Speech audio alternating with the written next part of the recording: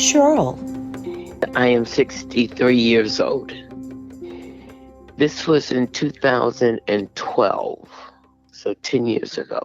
And I didn't have the paralysis.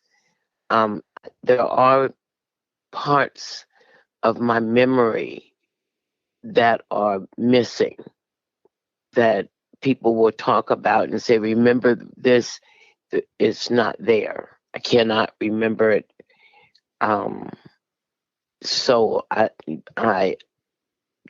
attribute that to the stroke. I was feeling absolutely perfect. I was happy. Um, I was doing what I wanted to do in life.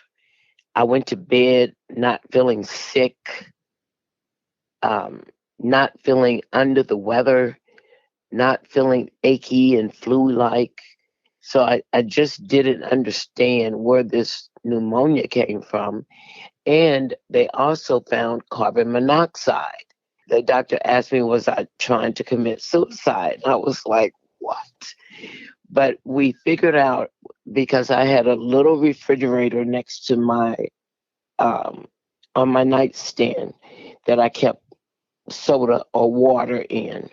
That's the only place that my husband could think carbon monoxide could come from. But to just have pneumonia and then be septic, I had sepsis. I still don't know how that happened. Generally, from my knowledge, people in the hospital would get sepsis from the hospital, and so that was a new one for me. I was asleep, and I noticed in my breathing that there was a gurgling sound that I didn't recognize. And I thought my husband would hear it because it was so different. And he was asleep. I got up to go to the restroom and I couldn't walk. So I had to wake him, and he put my hands and arms around his neck and he drugged me to the restroom. So I used the restroom, washed my hands, and I told him hospital, but he couldn't understand me. And I said hospital, and he couldn't understand me. And I couldn't think why he couldn't understand me. Well, I had a stroke and didn't know it. And so what he was hearing was hospital. He said, you want to go to the hospital? And I shook my head, yes. When we got to the hospital, the nurses took me in right away. They said I was in kidney failure and my organs were shutting down.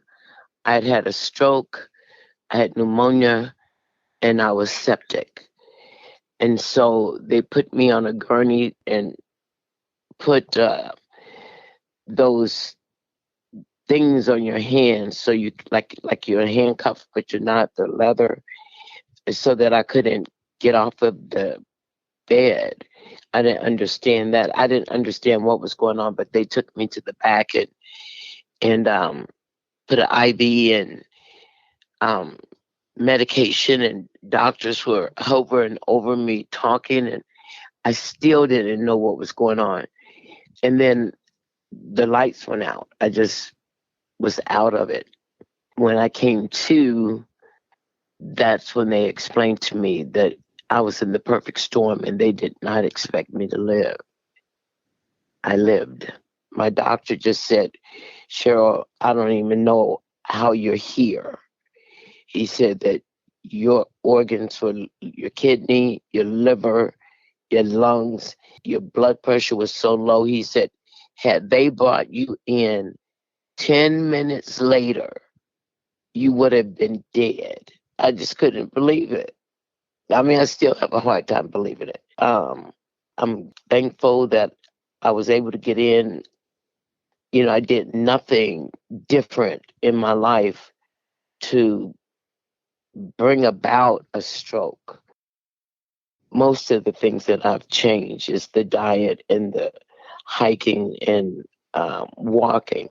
Do a lot of walking. I'm just drinking hot water with garlic and ginger and honey in it. That's my morning routine. And then I meditate. And since then, I've lost, not even trying, but just through those things. Um, let's see, I was 226 and I'm 182 now. I've lost weight, not trying, just by changing my diet. Eat a lot of fish and chicken, um, vegetables, a lot of vegetables, and I drink smoothies. You can't take your health for granted. When I say you, I'm speaking of me. You think that you can eat anything you want to eat, and as long as you're not having an allergic reaction and breaking out in hives, that you're fine. But there are things that you're eating that are really damaging your health, that put you at risk for heart disease, strokes, and all kinds of medical issues. Live until you die. Put one foot in front of the other and keep going, step by step. Just one foot in front of the other. Just do the next right thing. Just keep going